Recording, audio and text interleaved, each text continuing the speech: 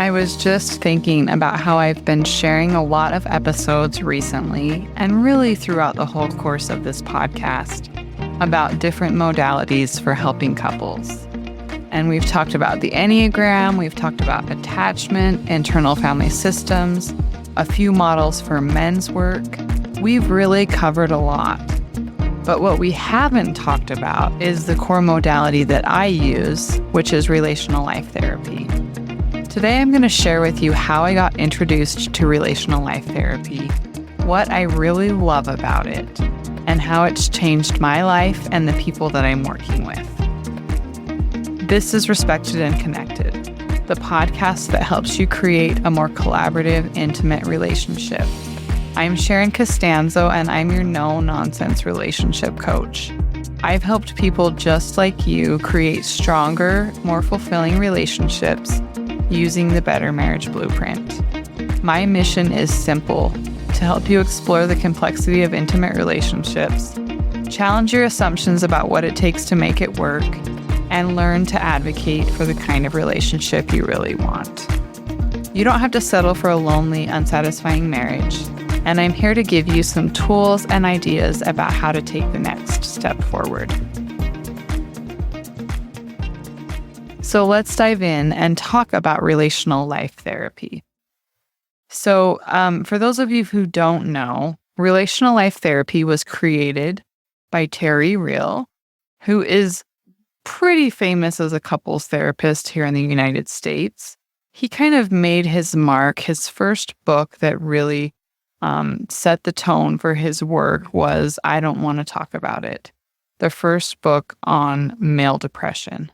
That wasn't the first book of his that I read, but it kind of propelled his career kind of more into the national sphere. What Terry Real is also really known for is helping couples on the brink of divorce. And I had heard his name a few times. I had a few mentors that I really respect and trust have talked about some of the concepts that he teaches, like the relationship grid. Am I one up or one down in my relationship? Am I too walled off or am I boundaryless? That's one of his core concepts. I've heard that mentioned by one of my trusted mentors. And then also his concept of the 5 losing strategies, which I've also talked about, which is being right, control, retaliation, unbridled self-expression, and withdrawal. I'm not going to go into all of those today, but that's kind of the core part of his work. And you've probably heard me talk about some of that if you've been listening to me on the podcast. But I really wanted to break down Relational Life Therapy a little bit more and talk about why it's so appealing and so attractive to me and why it's been so effective in my life and the couples and individuals that I've worked with. So I heard Terry Real speak. I was part of Esther Perel's community, her community for therapists and coaches. And one of the first guest speakers that I saw speak was Terry Real. And I was like, oh my gosh, this guy is speaking my language. A lot of the things that I've struggled with in my relationship have been things that most therapists have not really called out directly. And that's something that Terry Real does. He calls it out right away. So RLT is feminist therapy, for lack of a better word. And RLT is based on some of these ideas that patriarchy undermines healthy relationships. And he talks about different types of patriarchy, psychological patriarchy. There's kind of this dance of contempt, he calls it, where masculine qualities are valued more than feminine qualities, where men kind of get censored if they step outside of the masculine frame. You've probably seen that.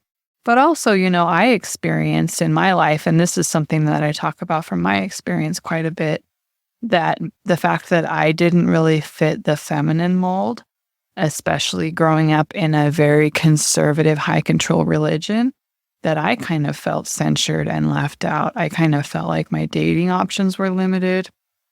I kind of felt, in the workplace that I was treated differently than my male colleagues, especially since I am kind of a little bit more direct and opinionated and outspoken. So I really saw that. And to hear somebody call that out and say, yes, this is a problem, was such a relief to me, because I hadn't really ever heard someone who was brave enough to name that so directly. And one of the things that we talk about in RLT and that Terry Real talks about is what he calls the core collusion. This psychological aspect of patriarchy, kind of the shaming of women who aren't very feminine, the shaming of men who don't fit this masculine ideal, get kind of shamed. And then also, women do kind of take the more subservient role in relationships, and they have a lot of pressure not to speak up. They've kind of been modeled that. All growing up, don't rock the boat, don't speak up. It doesn't really go well. It's not really worth it. So we have kind of this subtle undercurrent going on in our relationships. Women who speak up for themselves are nagging, they're demanding, they're the B word, whatever. So this feminine side, this feminine aspect, has a profound impulse to protect that person who's in the higher power position of the relationship, even when they're being mistreated. And I felt like I had observed that, and it just kind of rubbed me the wrong way, but I didn't really know what to do about it. And trying to work through it with a couples therapist or even an individual therapist, it wasn't getting called out. And it was extremely frustrating. It felt kind of like subtle gaslighting. So just hearing this called out, this conspiracy of silence being broken, was so refreshing and validating to me. And that's one of the core teachings of relational life therapy, that we're really working to break the conspiracy of silence by addressing issues of power and grandiosity. We address it head on. I think that traditional therapy has really encouraged the therapist or the practitioner to work on only nurturing, nurture, and that eventually you'll get loving behavior out of a misbehaving person from all of that nurturing. But what we believe in RLT and what I've experienced in some of my own personal relationships, what I've kind of helped come about with some of the couples that I've worked with, is that we have to address these issues in a more direct way. And the way that we do that is called leverage. We need to figure out what that person that's misbehaving, that has not enough empathy for the other person, not enough awareness of the implications and the consequences of their actions and their impact on others. We have to provide them some motivation for why they might want to change. And it's not always just being soft and nice and loving. Sometimes it's like, look at how miserable your family is. Look at what you're doing to your kids. I think you're a pretty good person, and I think you need to understand this and knock it off. This is not something that you'd necessarily do on the first session with somebody. You need to get some really good concrete data and kind of figure out how the dynamics of the relationship are operating. But it really is so refreshing, especially as somebody who has been kind of in that mistreated, one down position in the relationship, to finally feel like they're being heard and that somebody's really going to help them and not necessarily go ahead of them and take the partner on their own, but to empower that disempowered partner and help them speak up and advocate for what they want in the relationship, to really help their partner see, I really am unhappy right now, and this is what I really need from the relationship. That has been one of the most profound core teachings of RLT for me.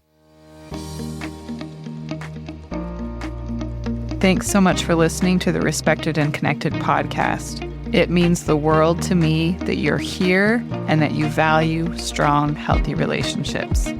If you like what you're hearing on the podcast and you know that it can help others, please take the time to rate, review, and share the podcast. so that we can spread this message and reach more people like you who are looking for help to create more intimacy and collaboration in their most important relationships. And in order to do this kind of work, it seems kind of revolutionary that we really have to view ourselves as the same as. We have the same worth. We have the same value in the relationship. And I think that this doesn't always happen. And I think it's really interesting. This is one of the things that's been kind of bugging me about what I'm seeing on social media and what I'm seeing promoted as kind of one of the new ways to teach personal development and teach relationship work is this idea of, they do it for both men and women, but especially I'm a high value man. I'm a high value woman. And the reason why I don't like that term is because I believe, and RLT teaches, that we are all the same. We have inherent worth and value. That cannot change. We can be better tennis players. We can be a better cook, for example, but I'm not a better person than anyone else. I might even have more moral character or more integrity than someone else, but when I treat myself as better than someone else, or I'm a high value person, I inherently look down on others, and I kind of put that barrier to intimacy is really what happens when we see ourselves as above or below another person. So I really loved hearing that and learning that and just getting that belief of mine valued or validated by somebody with so much experience in this field of helping couples and so much success doing it. One of the things I also really love about RLT is this intention and aspiration that we have to work with couples and at the same time do work that's meant to make the planet a better place to live for everyone. You know, one of the things we talk about in relationships, and I see with personal development often, is kind of this idea of it's very individualistic. It's very much if this relationship isn't working for me, I'm going to cut this person off. If this relationship is toxic, I'm going to walk away. We're kind of talking about personal development in the way that we're distancing ourselves. And I think we're stepping away from relationships that really are workable. And relational therapy teaches us how to work with workable relationships and how to take difficult relationships and make them workable. That's one thing that I really love. I think a lot of relationships end and a lot of relationships stay in this kind of uncomfortable distance, lack of trust, because we haven't really even believed that it's possible to do anything about it, to improve their relationship, to develop more trust, to address a grandiose partner, a grandiose or selfish partner, and invite them back into a healthier state and a healthier position within the relationship. And the other thing that I've loved learning from Terry Real is kind of this trajectory that we've gone through in the women's rights movement. Women now have the power to speak up.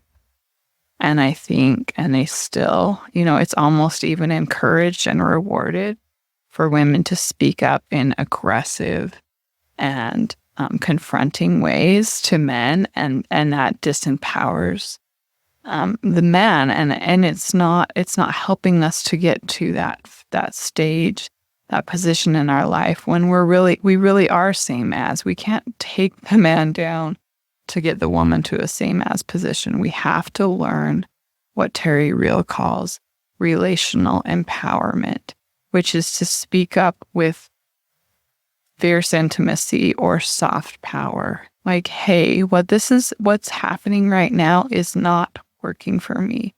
And this is what I'm suggesting we could do to make it better. I was never taught how to do that. I was kind of either taught, blow up, leave the relationship, or kind of try and be a little bit more softer, manipulative, lower your expectations. If it's not bad enough to leave, you just have to deal with it. That is the rhetoric and the narrative that we're being taught about difficult relationships often, wherever we're reading about it, is that if the other person can't change, if they don't want to change, they're not going to. The only work you can do, and yes, I mean, there's such a nuanced kind of dance here.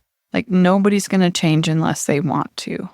But what we do in relational life therapy that I think is so transformational and revolutionary is working with the couple to figure out what levers can be pulled. What does this person really want in the depths of their heart? I don't think they want their spouse to be miserable, and they generally do not want to leave a disconnected, anxious, miserable relational legacy to their kids. So we've got to find that kind of motivation and really present it in that soft, loving, but powerful, honest way. And that's one of the things that I love about RLT is how honest we can be, because we're being relational, because we're saying, hey, I think you're inherently a good person, and this is what's going to happen if you don't change the way you're handling things right now. That's been really powerful. It's been powerful for me. I've had to be the one being called out sometimes in my relationship. My partner's been having to be the one being called out sometimes. And it's really just gone so much differently with this kind of framework of being relational, of empowering people to speak up, but in a more relational and empowering way. And, I've kind of hinted at this a little bit, but one of the other kind of core tenets of relational life therapy is that character traits are changeable. Our character, the way we see it in RLT, is that our character largely comes from our internalized relationships. We have talked a little bit about attachment theory and most recently integrative attachment theory. But how we are raised and how we internalize those relationships from our early childhood has a great impact on our character. And when we see this and we're able to kind of go back and work through some of those childhood experiences and rewrite that narrative, and, the term we use often is reparent that adaptive child that adapted to those adverse experiences and learned how to survive in adverse conditions. When we ourselves go into that with the awareness and are able to reparent that part of ourselves, set boundaries when needed with ourselves, set limits, give some guidance, give some nurturing, we can be more relational. We do have brains that are neuroplastic. We believe that. We believe that our brains can change, that our actions, beliefs, and thoughts are changeable. But for some reason, we get into a couple's work and we think our partner's never going to change. And again, I just want to bring back to this nuance. Our partner will change, but it's not going to go well if we try and control or manipulate or prove that we're right and push that on them. Our partners can change when we start to respond differently to them, when we get support from someone who can see the dynamic in our relationship more clearly and help us connect to what we really want in our relationship and make that contract with our therapist or our practitioner or coach. Yes, this is what I really want. And what I'm doing is not getting that for me, and I'm willing to try something different. That is at the core of relational life therapy. And then the great part after that, when we have that we've gone through that process of seeing, okay, there's a gap between what I want and what I have right now. I have to do a little bit of work, probably with my childhood and maybe even the culture that I grew up with, to relearn some things, to address how I've adapted and coped with these adverse circumstances and how it's no longer working for me to have the kind of intimate, satisfying, trusting relationship that I want. The other thing that RLT does really well that other modalities for doing couples work I don't think do quite as well is teaching specific skills. Okay, we know what you want. We know you're not getting it. These are specific skills that you can use. And I've talked a little bit about some of them. We have the feedback wheel, using the feedback wheel to offer feedback and to make a request of what we could do to make it better. Taking a healthy break is another one, a really important skill to learn. So rather than have this kind of fantasy that I'm going to someday have such a regulated nervous system that I'm never going to get triggered and never going to lose it, we know that's never going to happen.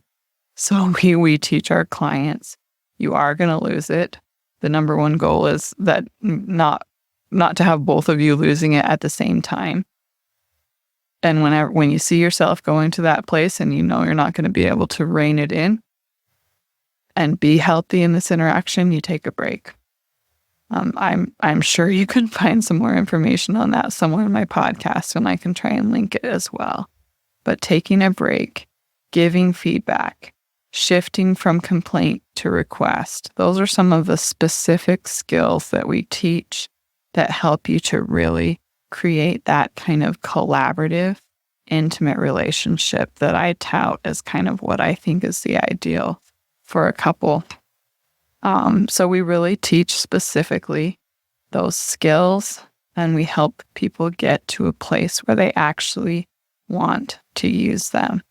That's the power of relational life therapy. And, like I said, it's made a huge difference for me and my husband. I started getting introduced to Terry Real and his work in the last few years.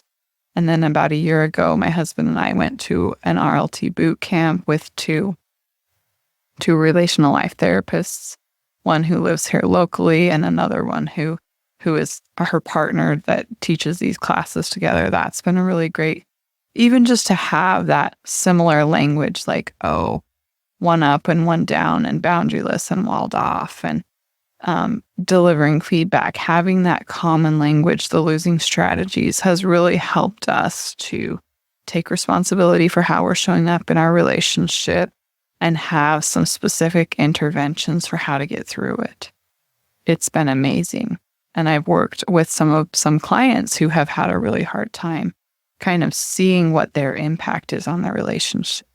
They do kind of go into that one-up position, and they lack empathy, and they don't acknowledge or understand just how painful it is for the person that they're with to deal with this kind of behavior, and learning how to kind of maneuver through that and call them out in a loving way and help them to see it and take responsibility for it and be more effective and more relational and more loving in their relationships has been really rewarding for me. So, I always say I'm the no-nonsense relationship coach. RLT has been the perfect fit for me and my no-nonsense approach to be able to learn how to be honest with my clients and do it in a loving way, to be able to do some of this work myself with my RLT community and have the support of like-minded people has been such a gift to me. So if you're listening to this podcast and it's resonating for you and you're like, maybe this could be the thing that could help me move forward in my relationship. One of the things I hear often when people talk about, their journey, like, I've tried all of these different things, and then I found the one thing that changed everything. I do not believe that. I believe that every step of our journey, I've done some EFT work, I've done cognitive behavioral therapy, I've done some EMDR, somatic trauma work. All of those things have become tools in my toolbox, and RLT has become a very powerful tool in my toolbox. So I don't want anybody listening to me as a coach promising this is going to be the thing that's going to change everything for you. Because I think that everything that we do works together for our good. And so rather than thinking of this is going to be the thing, this could be a very powerful tool in your toolbox to help you live a more connected, honest life and have more authentic relationships. So if you're thinking, oh, I think I might want to look into this more, you can always schedule a free consult with me. The link to schedule a consult is in the show notes. It's also, I can just spell it out for you, respectedandconnected.com/contact. That's where you can schedule a free 20-minute consult. And just to let you know also, I work with individuals and couples. And what I tell most people, if you're thinking about working with me, again, I don't think this is an overnight solution. I do think that sometimes you can get one thing that can really help you make a lot of progress in a short amount of time. But overall, I think people should just plan on spending several months with a practitioner to get a really thorough look at what's going on, really good understanding of it, and then the approaches that will help to address things. I think the coaching industry has done people a great disservice in these promises of like change your life in 90 days and proven, they guarantee their results, and then they shame their clients for not getting results because it must be something that they've done. I don't want to be that kind of coach, but I do want to help you have hope for whatever you're facing in your relationship right now. And that if you approach things with an open mind and an honest heart, that you will learn things that will help you. And you will learn how to practice some of these skills that are going to make a huge difference in your life. So that's my invitation to you today. If this resonates with you, if you want to learn more about RLT, click the link in the show notes and let's chat. Thanks so much for listening to the Respected and Connected podcast. It really means the world to me that you're here and that you share my vision for meaningful, satisfying relationships. If you found value in what you heard today and you're ready for something more, click the link in the show notes to access more programs and resources to help you on your journey of creating meaningful, satisfying relationships.